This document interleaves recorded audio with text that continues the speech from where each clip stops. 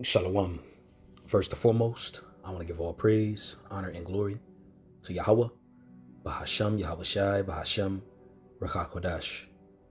I also want to give double honors to our apostles and our elders of Great Millstone. Peace, blessing, and many salutations unto you elect across the four winds of this earth, fulfilling your lots in all truth and all sincerity. I am the priest, Sha'ar, from the Great Millstone Dallas branch, coming to you all with another lesson through the Spirit. The Lord's willing, this lesson here will be edifying unto the flock. And something I was pondering and thinking about as I was just making my moves today, just pondering on a few things, as we all being believers should at least have an understanding, if not a well understanding, of what comes with serving the Lord. And when you go to serve the Lord, as is written of in the book of Sirach, the 2nd chapter, it says that you're going to have to constantly endure when you come to serve the Lord. So these are things that we know once we come into this knowledge. These are precepts that we go to whenever we're experiencing things and such. And those of us that are within this thing and that are believers should constantly, which obviously we are, and I'm not saying like what anybody needs to be doing, because by default, if you're sincere, you're going to be constantly meditating on these things.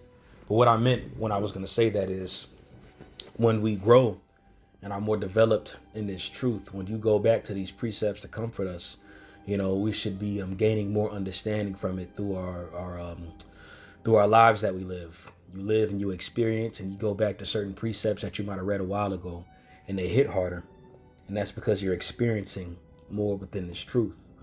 And ultimately, we're being put through these afflictions and through these tribulations and such, really to prepare us for what's getting ready to come. And as I was sitting down meditating, just going into, there's certain things that happen in your life, and it might be on more so a chaotic pattern.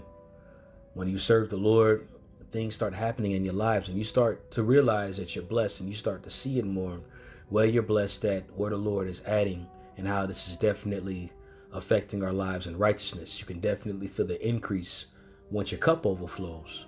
But in the midst of that, you notice that the things that you experience happen more frequently. The hell that you experience becomes more frequently, I'd rather say. And it becomes more stranger, to the point where things can happen, to the point where it's chaos.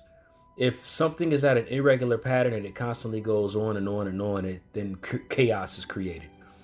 And a precept comes to mind, and the precept can actually expound on it better than I can actually word it. So this is going into chaos. And when you read this here, this is the book of 1 Peter. Let me find it. This is the book of 1 Peter chapter 4, verse 12. And it reads, "Beloved, think it not strange concerning the fiery trial, which is to try you, as though some strange thing happened unto you."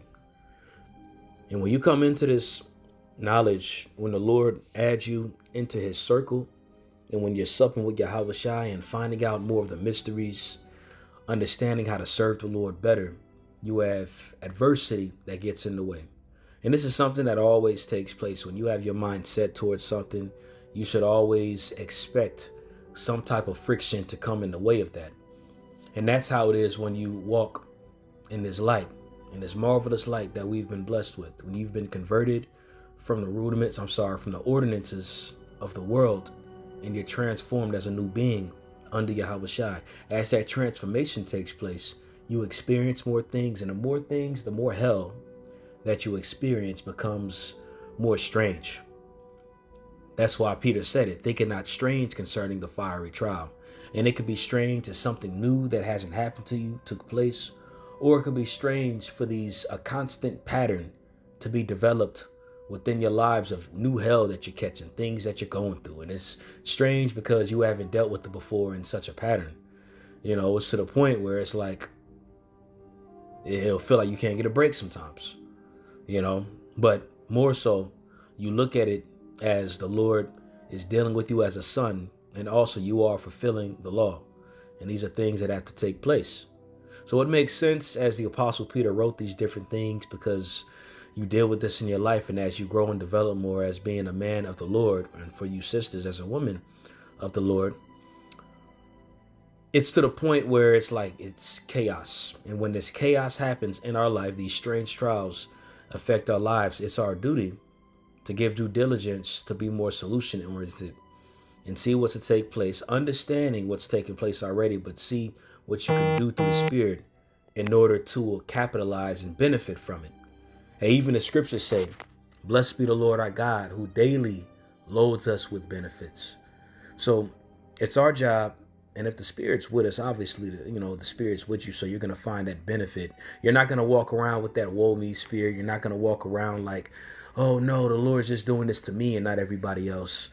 You understand, or you have more of an understanding that it's happening to all of us and there's a reason behind it. And ultimately, circling back around, when we go through these things, once we really experience the collapse of this society and the collapse of this economy, a lot of us are going to look back at the woes that we've dealt with within our lives as we were here, and we're going to really appreciate what the Lord had brought unto us, because we're going to be able to move through Jacob's trouble more fluid and more of a sound mind than those that are walking without. And actually, a precept just came to mind, and I'm going to read this here in the book of 2 Timothy chapter 2, and I'm going to start at verse 1. And it reads, thou therefore, my son, be strong in the grace that is in Yahushua. Now, why did he say be strong in the grace that is in Yahushua? For one, comes the understanding that we are in the grace. And this is a grace period that we're under. And as we're under this grace period, you're going to catch strange tribulation, catch strange hell, experience strange things. But that's why it says be strong in the grace of the Lord, because as we're under grace, when you think about it according to a perspective of the first covenant and the law of Moses, you can even read it in Hebrews 10, where it makes mention how under the law of Moses, you were judged without mercy. And of course, the Lord applied mercy even during the first covenant. But when you look at some of those laws that are written there and the judgments that's required for the transgressing in those laws, though you look back like the Lord wasn't playing back then. And you sit back and you ponder and you think and appreciate Yahweh's sacrifice and how we're not being condemned and we're not being tried according to us erring in that. It brings a sense of gratitude to you, which is supposed to. But also in the same breath and at the same time, under this grace period that we're under, we're still catching hell. We're still going through things. And it's up to us to sit back and ponder, you know what? I've erred in my life. I've erred here. I've erred there. And the simple fact that the Lord has shown his mercy on me and has shown grace on me is just enough. But in the meantime of that, it's something that we must bear. So that's why it makes sense why he wrote to Timothy, be strong in this grace. As he wrote that to Timothy, the same thing applies to us. And that's something that's necessary for us to do, to be strong as we're in this grace period. Because if you persevere and you experience these endeavors, scathed, battle scarred, but you come out on the other end stronger in your faith, just wait till Jacob's trouble comes. You're going to be able to stand there and look death in the face and call on the Lord, trust in the Lord. And that's ultimately what he's grooming us up to do, to constantly rely on him. Constantly call on him. When you go through hell, when you experience things, your back's against the wall, you constantly are being forced to call upon the Lord. And that's going to really benefit us when that time comes. It benefits us right now, obviously, and of course, especially when that time comes when it's all pandemonium, all hell breaking loose. We're going to really appreciate what the Lord has built us up and groomed us up to be.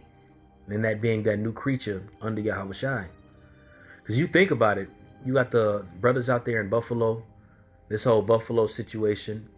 You got Mississippi that's been without clean water, and brothers have experienced that. Even Detroit, that's been without, not Detroit, I'm sorry, Flint, Michigan. And if you know it's Flint, you know it's other parts of Michigan too. I mean, it's all over, but Flint was the main topic of it at a point of time. But, they've been without clean water for quite some time. And even down here in Dallas, brothers been iced in and stuff like that. And even other parts of Wisconsin, like everywhere. I'm just using examples, but I'm using examples that a lot of us should be aware with of these things that are happening right now. Things that are happening that can really mess with your life. And if you ain't fervent in the Lord, you can look at it as woe me, whatever the case is.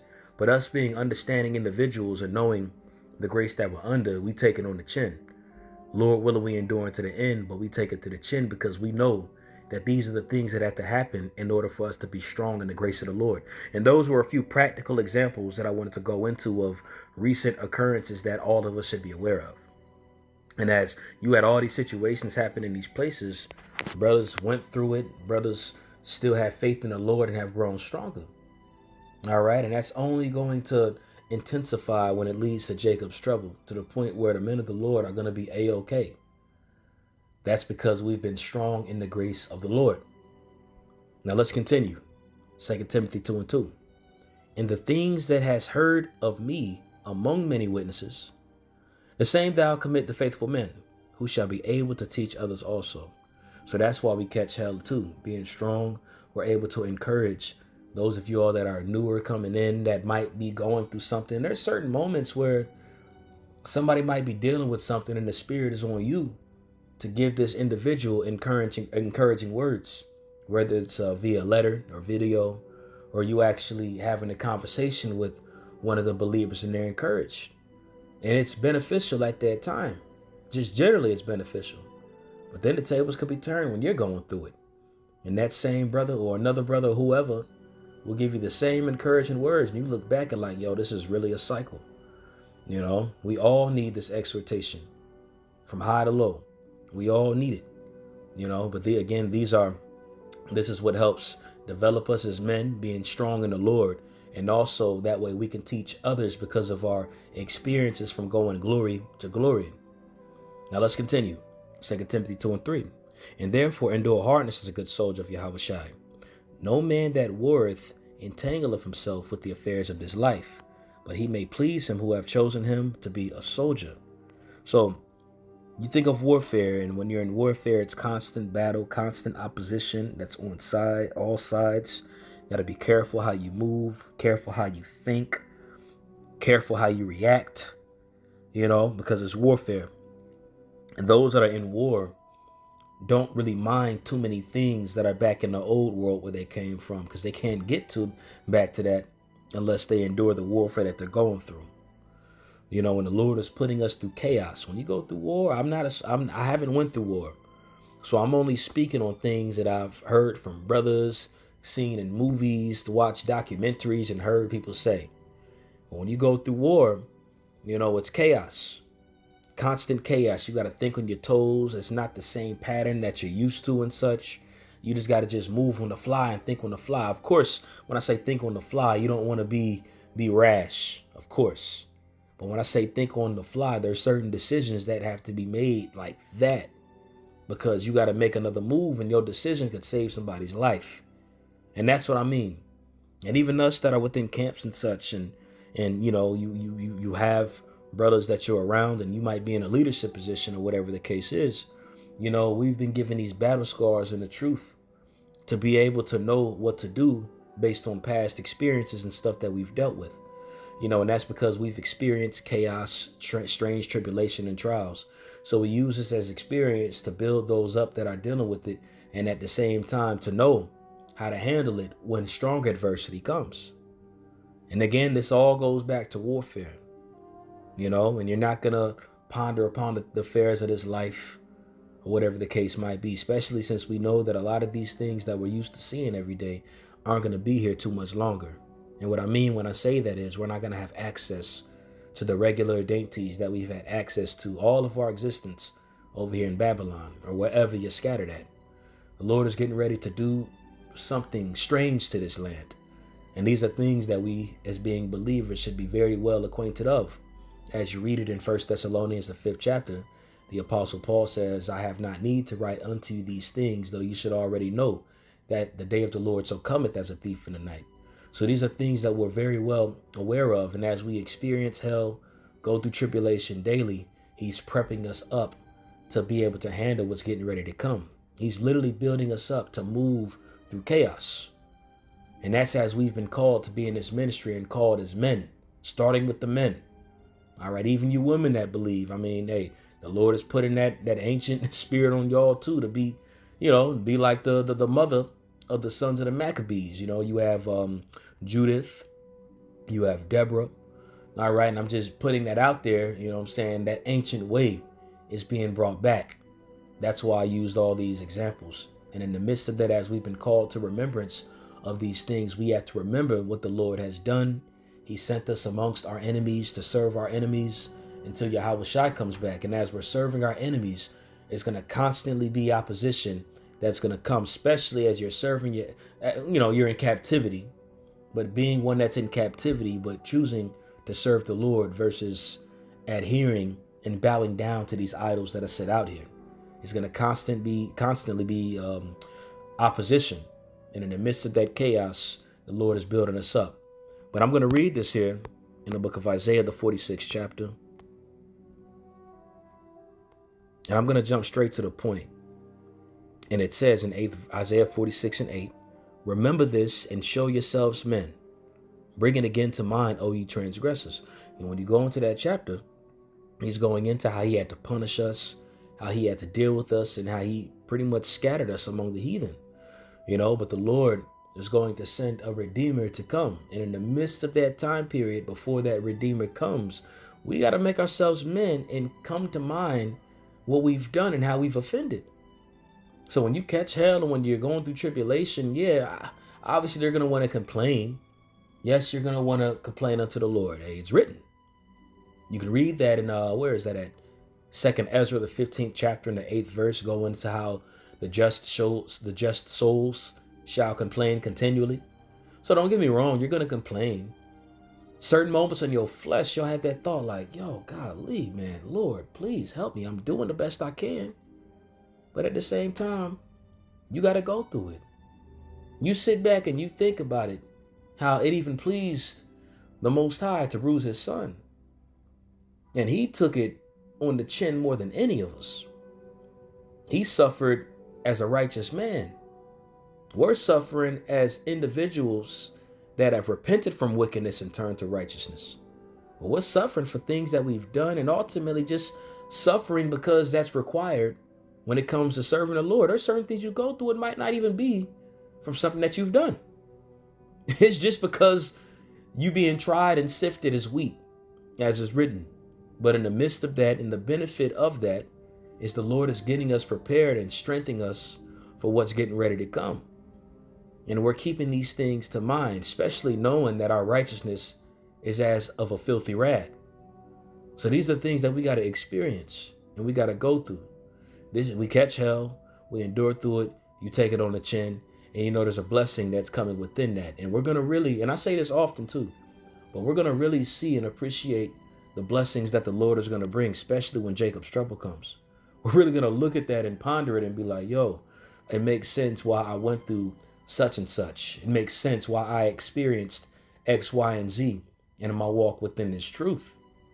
A lot of things are going to make sense.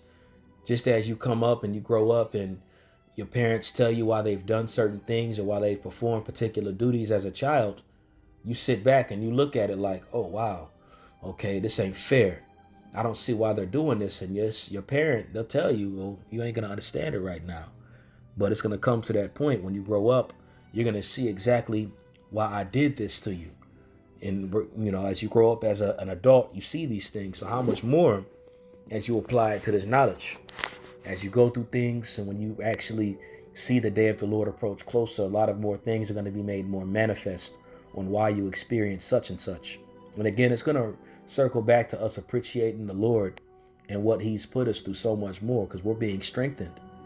Even the Apostle Paul said, I may glory or boast in my infirmities, that way the power of Yahweh Shai may rest upon me. So we have to deal with these things in order for the power of Yahweh Shai to rest upon us. And we're going to really see that power on a whole nother glory when chaos goes from whatever level it is right now and gets increased. We're going to really experience that because we've already been groomed to operate through chaos. Every day we operate through chaos as we catch this strange hell. So when chaos gets put on a whole nother level, we're going to be more in tune on how to operate and how to move and think on our toes like a soldier in warfare when chaos hits. Okay? And that brings me to another precept.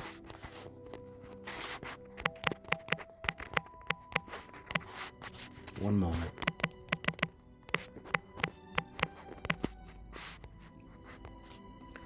This is the book of 1 Corinthians chapter 13, and I'm going to really start at verse 9. When you go into this chapter, the Apostle Paul is going into charity when you start off, and how charity literally is the greatest gift to have out of all the gifts the Lord can bless you with. And he even goes into it further, going into you can have a gift of prophecy or a gift of teaching or whatever the case is. But if you don't have charity or show that charity, all that's null and void. And even how much we give in this day, how much we serve the Lord and show charity amongst each other, that's only going to aid us and going to help our hedge that's going to be built up around us when Jacob's trouble comes. But I wanted to start off on that just to explain that in 1 Corinthians 13. And I'm going to jump to the part, which is the point. And that is going to be in let's go to verse 9. And it reads, "For we know in part and we prophesy in part." So as we are out there on the highways and the hedges, shows us that we're prophesying, but we're prophesying and we know, but we only know a portion of what the Lord wants us to know. But the reason why I brought that up just generally, because the scriptures say we know in part and we prophesy in part. All right. Now we know a portion of the kingdom of heaven and such. We know a portion of what the Lord is getting ready to bring. All right. But that's only a portion that we know. And why is he bringing this out, you may ask? Because the hell that we catch and the things that we go through, we catch it. And we don't know exactly why we catch it to the T. But it's going to come to that point where we're going to know and we're going to appreciate what it is. But let's continue to read this here. It says, "But when that which is perfect is come," which is going into the kingdom, right? But let's even sit back and think about when all hell breaks loose. You know, a lot of the things that we've prophesied about, the dry place of the floods becoming dry places, the rivers becoming parched, the storehouses being emptied. These are things that we know in part about, but we don't know what's going to take place in that day because we haven't experienced yet. But when that time comes, when we experience it, we're going to know exactly what it is, and we're going to appreciate, like I said earlier, why the Lord put us through it. But it says, "But when that which is perfect is come," ultimately this is going into Yahushua in the kingdom. But ultimately this can still apply to facets of life, which makes sense why the Apostle Paul expounds on it as he used the example of a child and the adult. You know, which why I wanted to use the example of a child and adult earlier. When you go through things and your parents tell you, this is why I did this, when you get older, you'll understand more, you know. But let's continue. It says, "But when that which is perfect is come, then that which is in part shall be done away." So that part is going to be done away. When you're at the fullness of that understanding, that part is not there no more because you've received the fullness of it. And case in point, catching hell, going through things, suffering, tribulation. You might have those moments of, dang, why is this happening? But when it comes to that point, when these prophecies, these final prophecies come to pass, and the Lord is moving us through Jacob's trouble, you have a sound mind. You're not as reaction based as you was before because you've been dealing with chaos. You're going to understand these things more. And it's growing and developing you being a servant of the Lord. Let's continue. Verse 11. "When I was a child, I spake as a child. I understood as a child. I thought as a child. But when I became a man, I put away childish things." So even within this aspect, you catch your hell, you go through things, you might not know why at the moment, but you know just enough at that moment. And as you're going through it, you just obedient unto the Lord and you just suffer it. As a child will suffer chastisement from their parent. But when it comes to that point, when you're of age, you're going to get exactly why your parent did that, why you experienced such and such, and why they did that to you. That comes with the territory. Just as we suffer through persecution, we deal with chaos on this side that way that we'll be able to know how to handle it. And a lot of things will be manifested and opened unto us when that time comes. So these are what's required to serving the Lord. He's putting us through chaos. That way we will be able to move and react and handle ourselves as such, as the rest of the world is going to be dealing with it on a whole nother level, not knowing why. And I can end it off here on this precept. I can end it here on this precept. One moment.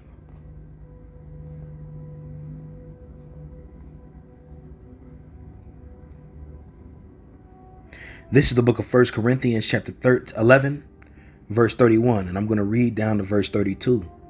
And it reads, "For if we would judge ourselves, we should not be judged. But when we are judged," so when you go through these things in your life, and when you have to react and just deal and move on, when you are judged, we are chastened of the Lord, that we should not be condemned with the world.